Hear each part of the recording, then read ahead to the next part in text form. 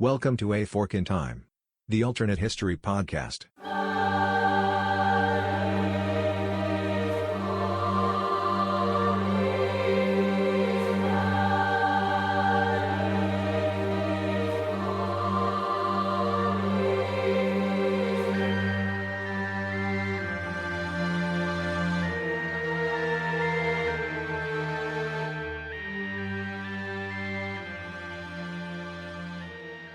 Welcome back to A Fork in Time, the Alternate History Podcast. Don sitting in the host chair today. Given that this is spring break for many of you that are in the United States, we're also going to give the podcast a little bit of a break this week, so we're taking a little bit of time off. We didn't want to leave you without an episode. So what we thought we would do is we would actually dip back into the archives and pick up one of our earlier episodes that some of our newer listeners might not have been able to listen to. So today we're going to revisit one of my episodes that we did in the past. It's actually episode 22 that was released in October of 2019. And give that to you today just as a refresher about some of the early days of the podcast and maybe a topic that might be of interest to you as well. I'm happy to report that we have a number of new episodes that are in the works. We've been teasing some of those here of late with some new guests, certainly some new topics that come as listener suggestions, and I'm really excited over some of the things that we have in the works that'll be our release schedule over the next couple of months and the role that our listeners have had in that. But in the interim today, hope that you enjoy episode 22, No Parking. Thanks. Don Alexis, taking just a quick break from the podcast today to not pitch you something, not try to quote-unquote sell you something, but ask you to do something for us if you would. So have you ever gone to a restaurant or something, Alexis, that was just absolutely fantastic? Yes. What did you do? Left a review. Left a review, or you told somebody about it, Yep. right? Well, in the nature of the world of podcasting, there's a number of different ways to do that. Most of you get this podcast probably not directly from the organization where we publish it and host it. Some of you may directly link to our Buzzsprout feed there, and there's value to doing that. We think you should do that because you're going to get it directly. But most of you probably get it through what's known as a podcast Catcher, a podcatcher, an aggregator. The two most common of those, probably one of the two most famous, are probably Apple Podcasts and Google Podcasts. Yep. Because the world, particularly the mobile device world, is divided between Apple and Google. But there are a number of different other ones. Stitcher, and there's a number of different podcatchers. You probably have, most of you we know from the statistics that we see, listen to our podcast on a mobile device, and you listen to that through some form of application that does that. Many of those applications and many of the places where you get those podcasts allow you to do two important things. They both begin with an R. What are they, Lex? Rate and review. Okay, so what is the value for us getting ratings and reviews? So, particularly in those podcast aggregators, catchers, whatever you want to call them, is the more ratings and reviews you get when you have somebody that's coming to that app and is just searching for a specific topic, your podcast is going to float to the top.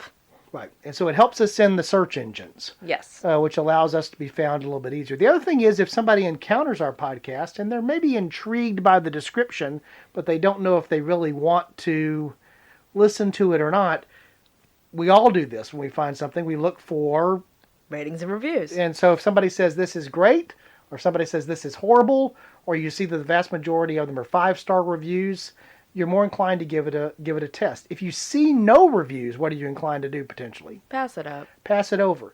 And so it really does help the podcast a lot if you take the time to deliver a rating or review. I have to say, because I've gone and tried to do this and do it for other podcasts, it's not always easy to do because you actually have to do some work. But if you would do that, we certainly would appreciate it. Even if that's a negative review, we certainly prefer the 5-star ratings and positive reviews.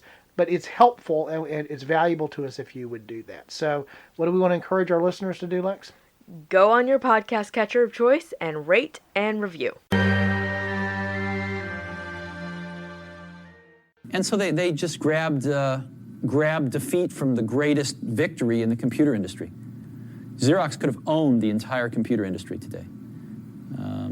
Could have been, a company 10 times its size. Could have been IBM. Could have been the IBM of the 90s. Could have been the Microsoft of the 90s. The voice that you just heard, familiar to so many, that of the late legendary co-founder of Apple computers, Steve Jobs. That particular audio clip from a television documentary that was shot in the mid-1990s. And the subject that Jobs is speaking on for that particular audio clip relates to a very interesting event in the history, the modern history of computers and the history of the information age and business. So much of what we understand today actually pivots around what he's talking about there. And that's what we're going to be exploring today on A Fork in Time, the Alternate History Podcast. I'm Don Shelley, your host. Our episode today is going to be about what would have happened if Xerox, most of us know Xerox as the legendary copier company, but what would have happened if Xerox had taken advantage of and capitalized on the position that they held in the late 1970s as the result of a unique thing that they had created in California called the Palo Alto Research Center, or PARC, P-A-R-C for short. And so today we're going to be looking at a little bit about the history of PARC and how much of what we know about modern computers, much of what we know about the computer age, the things that we interact with every day, flow from what happened at the Palo Alto Research Center. But we're talking about how most of those devices and most of the things that we work with don't bear the name of Xerox, even though Xerox founded PARC and had the resources of PARC at its disposal. So today here on the podcast, we'll be exploring the alternate path of what if Xerox had taken advantage of what they had at the Palo Alto Research Center. So as we often do here on the podcast, we often need to explore the what did before we explore the what if. And obviously the what did begins with an understanding about what was the Palo Alto Research Center, how did it come into existence, what was PARC all about, and then it's much easier for us to understand what Xerox could have been. It's important to set the stage. We're in the late 1960s. Now Xerox had invented the copying industry sort of as we know it in the 20 years previous to that, and had come to grow to have a dominant position in the copier world. In fact, so much so that to many people of that generation, even my generation, which is a little bit after that, would refer to making a photocopy of something as making a quote-unquote Xerox of it. You know that you own the space very well when your company name is synonymous with just the process that others are able to do. But an interesting thing was happening in the photocopier business, which Xerox had grown to dominate, particularly in that day. It's not the photocopier that we think of today, which is part of or function inside of every desktop printer that we have in our home or in our office, or that we can easily have access to almost anywhere on demand. Printers and copiers were big business machines, and particularly the photocopiers were very large, tens of thousands of dollars, hundreds of thousands of dollars in some instances for large corporations for high volume copiers at that time. And so it was a very lucrative business. It was very important to the operation of business, and Xerox again had the dominant place. The problem was, as they were drawing towards the end of the 1960s and moving towards 1970, was that the patents that they had on the technology which had allowed them to achieve that dominance in the copier world were drawing to an end. And they were facing pressure, tremendous amounts of pressure, particularly from Asian manufacturers who were making copy machines much cheaper and were able to compete where Xerox no longer had the absolute capability of dominating the market because they held a patented technology. And so Xerox, realizing that they were vulnerable to a change in the marketplace and a change in the economics at that time, realized that they needed to evolve as a company in order to be able to continue to be a company the size that they were. And again, they're one of the largest companies in the world with one of the most dominant market capitalizations and market positions. And so they found, with their chief scientist, a gentleman by the name of Jack Goldman, a research center that they found in Palo Alto, California, hence Palo Alto Research Center. And so it's there on the West Coast, and it is far removed from where Xerox corporate offices are, which is in Rochester, New York.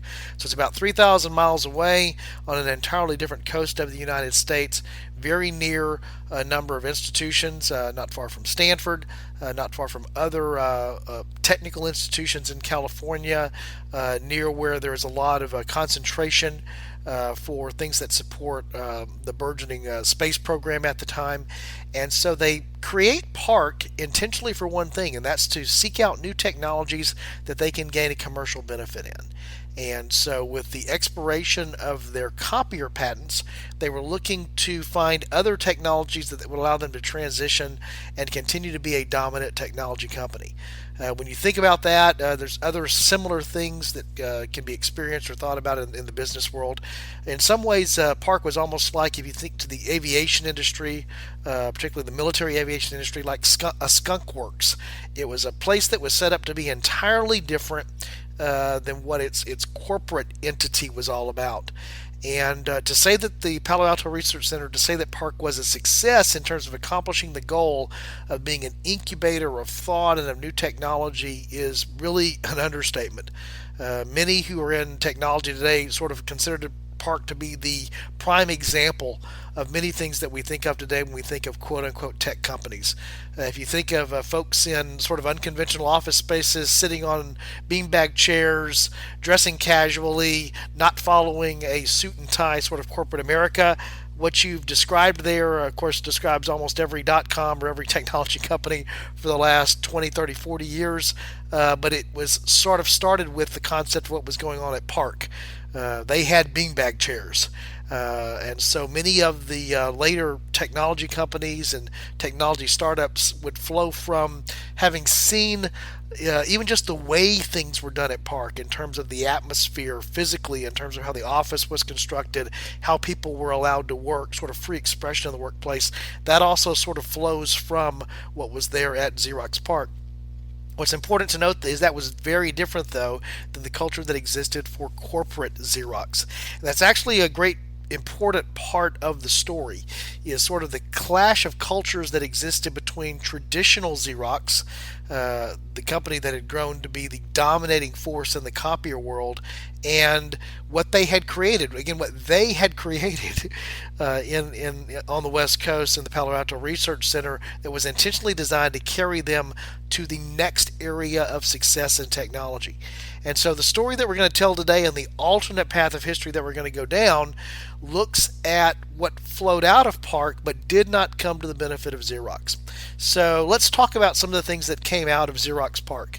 As I record the podcast here, I'm using a personal computer. That personal computer sits here in front of me, and I'm interacting with the controls of the program that I use using what's on the screen is a graphical user interface. I can see, for example, as I'm recording here, I can see the WAV files being recorded. I can see a visual representation of the tracks that are being recorded, and when mixing and editing happens later, that's all done in a visual environment. That's a graphical user interface, what we know as being Windows, or if you go back to the days of Macintosh, one of the first computers to heavily use a graphical user interface. What you see is a virtual desktop, and you are able to interact with the computer in the form of pictures and graphical representations. The user interface involves graphics. If you're old enough to remember to go back to the early days of computing, it wasn't always this way. Computers used keyboards and they used commands that you typed in, and it wasn't a point and click type of world. It wasn't a graphical user interface type of world. It was very much letters in the form of text on a visual screen, a display, and a keyboard was the mode of interaction. The graphical user interface, the computer that we know today, changed all of that. To interact with that graphical user interface, most of us don't use a keyboard. Most of us use a pointing device of some type, which we call a mouse. And that mouse is something that allows you to easily interact with that graphical user interface. So obviously Windows and the graphical user interface, the mouse, it's hard to imagine computing today without those things. Those were innovations that came out of Xerox PARC. Those were things that saw their roots, saw their development at Xerox PARC.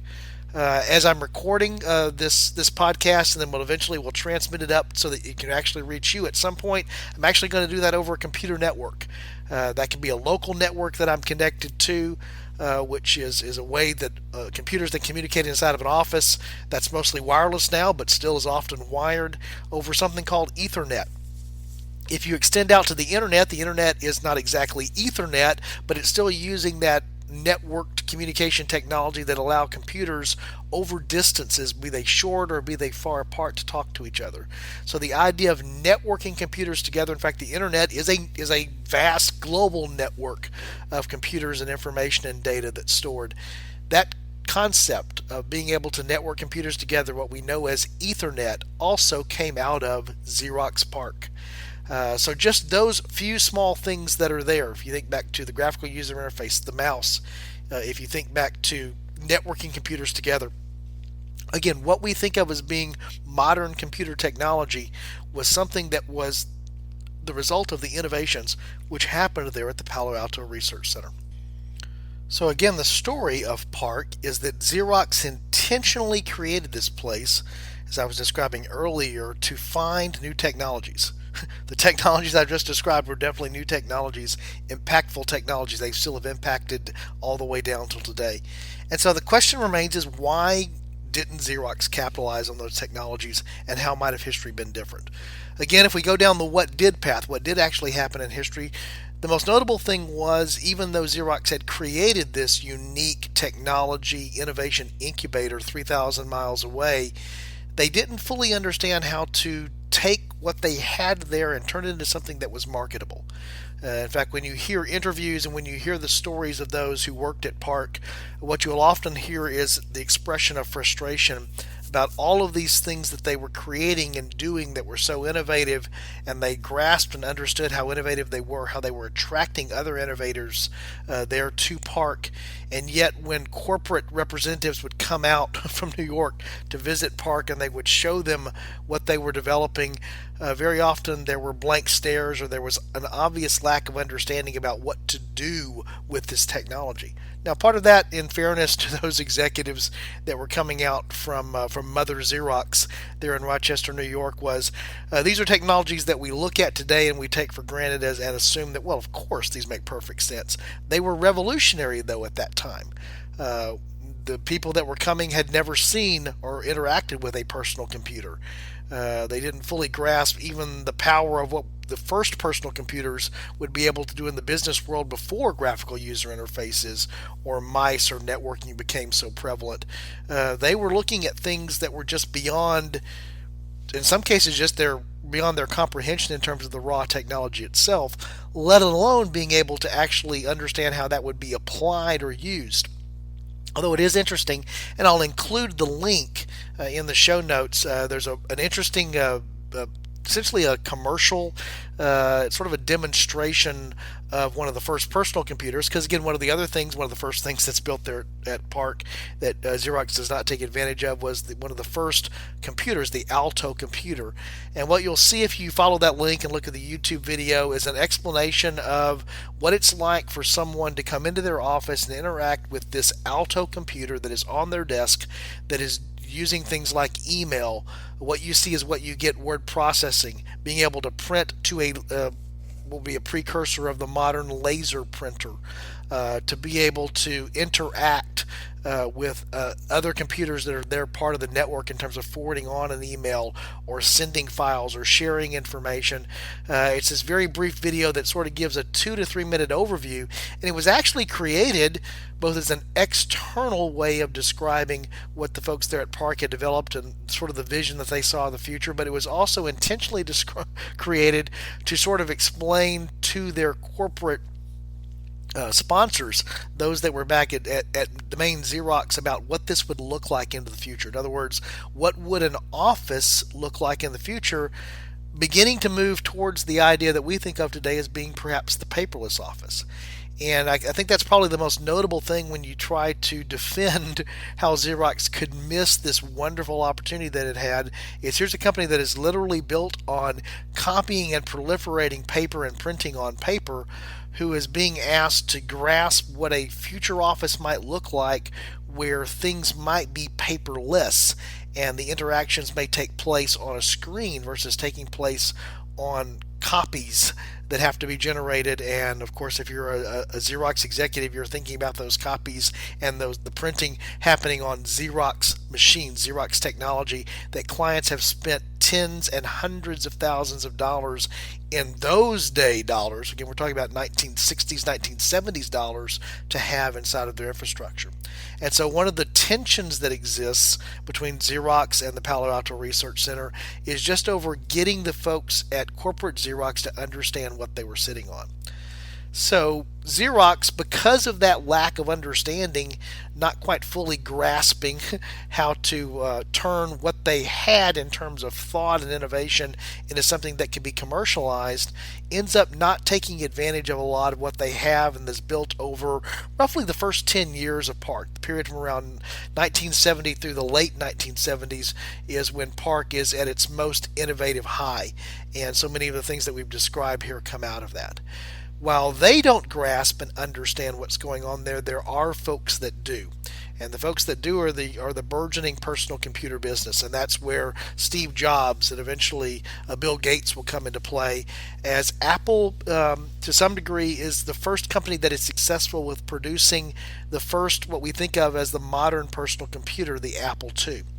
And so in the mid to late 1970s, Apple is the coming rising technology company in the Silicon Valley out in California, and we're starting to see the concept and folks getting the grasp of what can be done with a personal computer. As primitive and compared to what we think of today as the first Apples were, they were powerful compared to what people had available in terms of typewriters or in terms of the ability, for example, to do spreadsheets or other important applications that we just think of as being everyday extensions of everything that we do in the business world today. So the Apple II comes onto the scene and the personal computing age is born. It doesn't take long before other companies come along seeing Apple's success, including IBM and others who come along looking to create their versions of personal computers. And so beginning in the late 70s and into the early part of the 1980s, we have the computer wars that go on between Apple on one side and IBM and the various companies that were making IBM compatible type machines. It's before that competition really starts taking place that an interesting thing happens. And the interesting thing that happens is Xerox is actually interested in getting into the game with Apple, and they're interested in seeing what Apple might be able to do with some of their technology, and to do that they actually are interested in getting stock in Apple. And so they have, through a series of business negotiations, the opportunity to get in on Apple's IPO and to get 1 million shares worth of Apple at a very sweet price, something that's going to be very profitable to the company. However, the price for that ends up being, in exchange for that, is that Apple Computers asks for a chance to come and tour the Palo Alto Research Center and talk to the folks that are there, because they've heard stories and have seen glimpses that have slipped out into the public space about what's going on at the Palo Alto Research Center. And so there's a legendary event in the late 70s, which is the event that Steve Jobs is sort of indirectly referring to in that the quote that we started the podcast with, where he and others from Apple actually go and see what's going on at Xerox PARC. Better for him to explain what he saw that day and for me, so here's another clip from Steve. And they showed me really 3 things. But I was so blinded by the first one that I didn't even really see the other 2. One of the things they showed me was object-oriented programming. They showed me that, but I didn't even see that. The other one they showed me was really a networked computer system. They had over 100 Alto computers, all networked, using email, et cetera, et cetera. I didn't even see that. I was so blinded by the first thing they showed me, which was the graphical user interface. I thought it was the best thing I'd ever seen in my life. Now, remember, it was very flawed. What we saw was incomplete. They'd done a bunch of things wrong, but we didn't know that at the time. It's still, though, they had the germ of the idea was there, and they'd done it very well. And within, 10 minutes, it was obvious to me that all computers would work like this someday. To me, the last part of that quote is the most telling part. As I described before, very often what you hear described by the folks that were there at Xerox PARC is that when the executives would visit from New York, they wouldn't grasp what they had and the benefits of what they were going to be able to do with the technology and the innovation that they had created. And there you hear, perhaps it's easy to say this after the fact, but those who were there in the room and who were aware of what happened will tell you that probably was the case, that Jobs, who had a different understanding and a different vision about how things could work, immediately grasped what he was seeing and how it would revolutionize the computer industry. That's the reason today that you see computers and other devices that bear the Apple logo instead of the Xerox logo. So the story that goes from that point forward is that Jobs takes that information back to his team. He actually is able to sort of walk away with some of the code and even some of the concepts there from the visit to PARC. And he's able to go back to his team, which is working on the next generation Apple computer to follow the Apple II, which is the Lisa. And immediately they start revamping what that computer is going to be. The end result of what they will produce is legendary in terms of what it meant for the computer industry, and that's the Macintosh in 1984, which was the first computer to really turn the idea of what computing was on its head and use the graphical user interface, use the mouse, use so many of the things that we are now so familiar with. IBM and IBM type computers would follow as a result of Microsoft's foray into also producing a graphical user interface that we know as Windows, into bringing that same technology to computers that were other than Apple computers. And so today, while it's certainly possible to use computers that do things in a text-based format, and you can still get to a DOS prompt or a C prompt in order to be able to input commands directly, the way that all of us utilize the computers that we use today is through a graphical user interface and a mouse. And so that was what turned into Jobs' original quote there, saying they could have been the Apple, they could have been the Microsoft, talking about Xerox, if they had taken advantage of what they had. So let's go down the historical what if. What if Xerox had someone like a Steve Jobs that was in their organization, or they would have been able to convince the powers that be from corporate in New York that they had something that could be operationalized and could be made commercial? How might things have been different? Well, there's a couple of different areas that we can explore, and we'll begin to do that now. Probably the most notable likely change if Xerox had been the company that was moving and shaking with this technology would have been how much earlier the adaptation and the adoption of the computer into the business workplace in terms of the personal computer would have been. Certainly computers existed in corporate America. They existed in the form of mainframes, IBMs, AS400s. Computers were not foreign to the business world, but the way that Xerox at PARC, the Xerox PARC folks envisioned the Alto working in the business environment of the future is very similar to the way that the computer does work today. They had a very accurate vision of the future, the vision that Jobs was able to see and was able to put into play once he saw those technologies at hand, and others then began to copy and try to innovate. So imagine a scenario where instead of the graphical user interface and the personal computer becoming something that is growing through the 80s and into the early 90s, that process actually begins in the early 70s with the backing of an organization in the form of Xerox that already has market penetration and a great deal going on in the office space. It would be an extension of what they're doing, the way that they can network and connect that to what copiers and printers, the paper technology in terms of supporting that, now being supported by the digital technology much earlier would have been an interesting thing to see. So imagine the office that we grew accustomed to, let's say by 1990, was the office of 1981 or 1982. While that may not seem like a big difference in terms of looking at 8 to 10 years earlier, 8 to 10 years in the development of computer technology and how it impacts business is a very substantial period of time. As we're sitting here recording this podcast in late 2019, we're just past the 10-year anniversary of the first smartphone in the case of the iPhone. Think about just how much that has changed the way that technology has worked in the personal communication space in the last 10 years. A lot can happen in 10 years, and so a 10-year head start on the growth and input into the personal computer on the desktop at work, and then obviously how that would permeate over to the home environment, could have made a tremendous difference. Probably the second most notable thing actually relates to that same concept, to the same example that I just gave, which is how Apple, taking advantage of its position in the personal computer space that came to be as a result of utilizing the technology and the capabilities that they obtained from PARC and from PARC's research, and then of course others, the Windows movement following behind that. So the IBM world also had a graphical user interface. But in the case of Apple, they then transferred that technology and that leading technology away from computers. And so if you think about the things that Apple is known for today, yes, certainly they still sell computers, they still make computers, there's still software involved in what they do, but by far their largest revenue source is the iPhone today. And that revenue source translates over into services. So, for example, the iPhone and its capabilities of through apps and through music that can be played in the iTunes interface, where the iPod, again, an Apple innovation, is now part of and built into what goes on inside of a smartphone.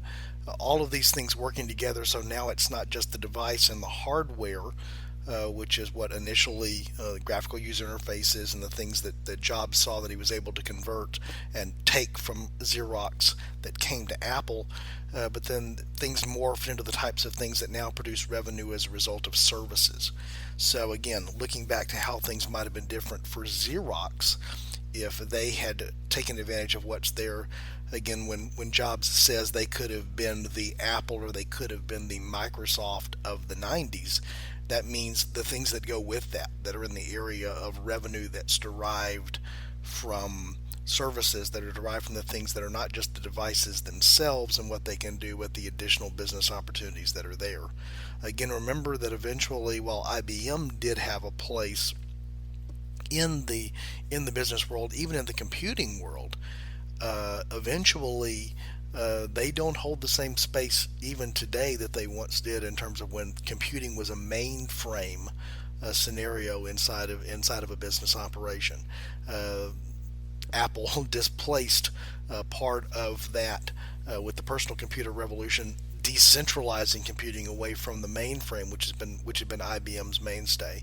So imagine that Xerox is able to use its technology to and its place in the marketplace because of their copier existence, and now what they have with the Alto, and Xerox being the purveyor of the first personal computer in the business environment, how they would have leveraged that with their copier business, and how that would have been even more of a blow to IBM. Apple and IBM went back and forth. Apple didn't have the resources initially that a Xerox would have had, and so a Xerox coming with the technology and the mindset and the vision that eventually became Apple's vision would have been a much scarier proposition to IBM and others in the business world. And so while he talks about Xerox being the Microsoft of the 90s or the Apple of the 90s, that is perhaps even an understatement in terms of how we think about those, because they would have been starting from the place of where Xerox was as their starting point, not starting essentially from ground zero, which is where Apple found itself, or even IBM when it moved into the personal computer business, was starting from a very different mindset. It was having to undermine its mainframe business in order to go into the personal computer business, which was a very different model, a very different paradigm. And so one of the things that would have happened with a Xerox moving forward with the capabilities that it had with PARC is that it might have even accelerated even faster what Apple was able to do, and then IBM and others came and followed behind were able to do, because they would have started already from a place that would have been above ground. It would have been a positive starting point. Finally, the last potential alternative down a historical timeline where Xerox is the more savvy personal computer, Apple-esque, Microsoft-esque company, is realizing that there probably would also be another company that would be out there that might have come into being because of the difference in timing that would have been its competitor. One of the ways to think about, for example, the way that Apple is competed against today is from internet-based, from cloud-based solutions. So, for example, Google wins the search engine wars and now provides things like Google Docs and has a Chrome operating system, and other types of things that enable them to be a competitor to what used to be the physical computer or the software that ran on the physical computer. In other words, it's possible to use Google Docs as your word processor day in a hosted environment as something that's provided by Google that's an alternative to Apple or to Microsoft or any of the other companies that are out there. And so what inevitably happens through innovation is that there's the logical things that you can predict from innovation, but then there's disruptive technologies and responses to that innovation which are developed.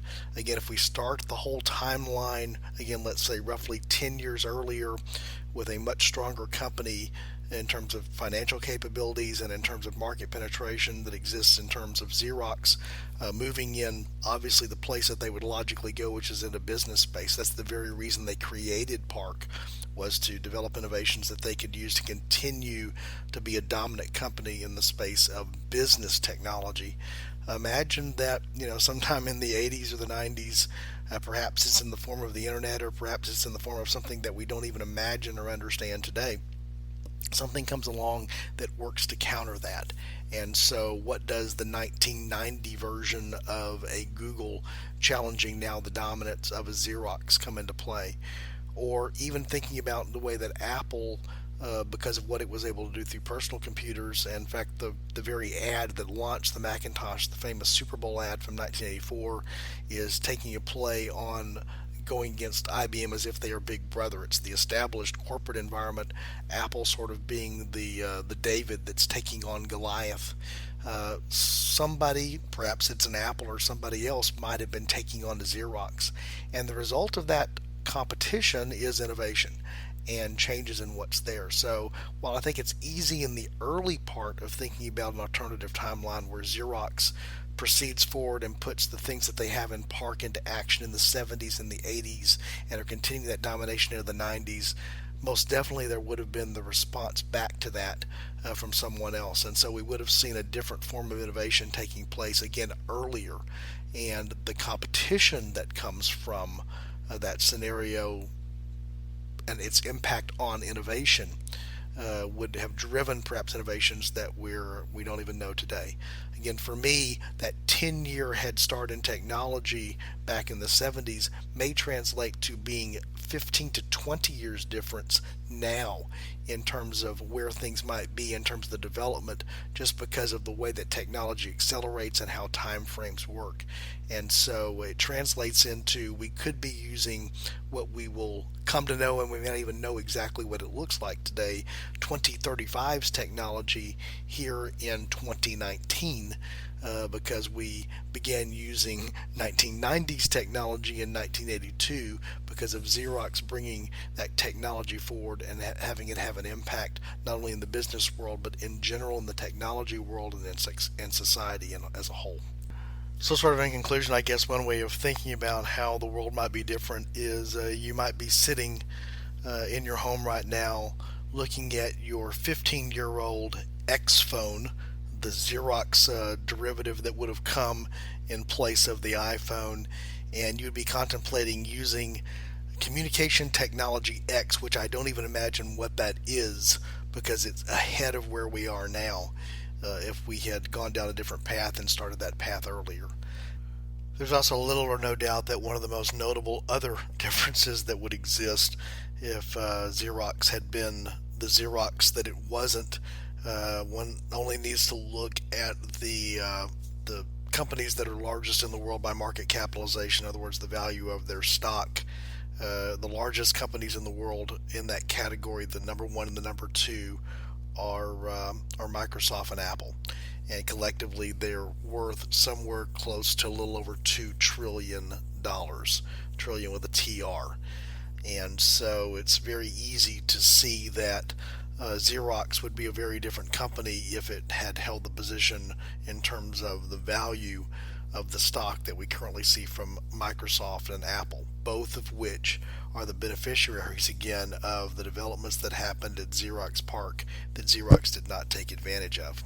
On the other end of the spectrum, as we draw here towards the latter part of the second decade in the 21st century, Xerox has virtually ceased to exist as a company. It's primarily been sold off into various parts or various components, and the remaining elements of the company have been sold to a Japanese firm, in this case Fuji, um, to take over their interests and to take over some of their technologies, and for the company to be what it is now. And so the two different paths, the Xerox in the real world, in the what did, versus the Xerox in the what if the Xerox and the what if were somehow a combination, or even somehow in the neighborhood of a Microsoft or an Apple in terms of their global economic dominance, that would be very different from a company that essentially no longer exists and has now been totally consumed and purchased by a foreign rival in the case of Fuji. And so the primary difference that we could see would be a Xerox that would still exist today versus a Xerox that is no more. So thanks for joining us here on this episode of A Fork in Time, the Alternate History Podcast. Just invite you to visit our website. If you get a chance, you can give us feedback there, and we certainly would welcome you interacting with us. You'd find us at www.aforkintimepodcast.com. Options there to give us feedback on episodes, to make topical suggestions, support the podcast by connecting over to our Patreon page, and even can give us feedback in the form of our listener survey, particularly if you're a long-standing listener for the podcast. If 5 months constitutes a long-standing period, we'd certainly love to have feedback from you. We've asked for this a number of times. Very brief listener survey exists there on the website that you can access on every page of the site. So again, we appreciate your time today, appreciate you being part of the community that we've built here at A Fork in Time. And until next time, this is Don Shelley, your host, signing off. Have a great day.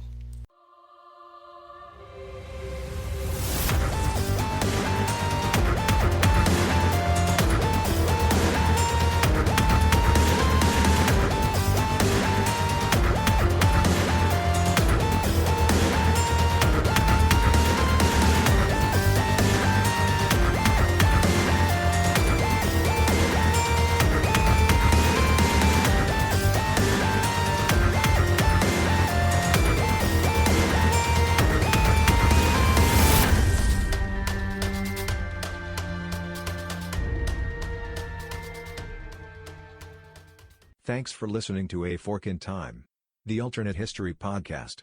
Join us next time.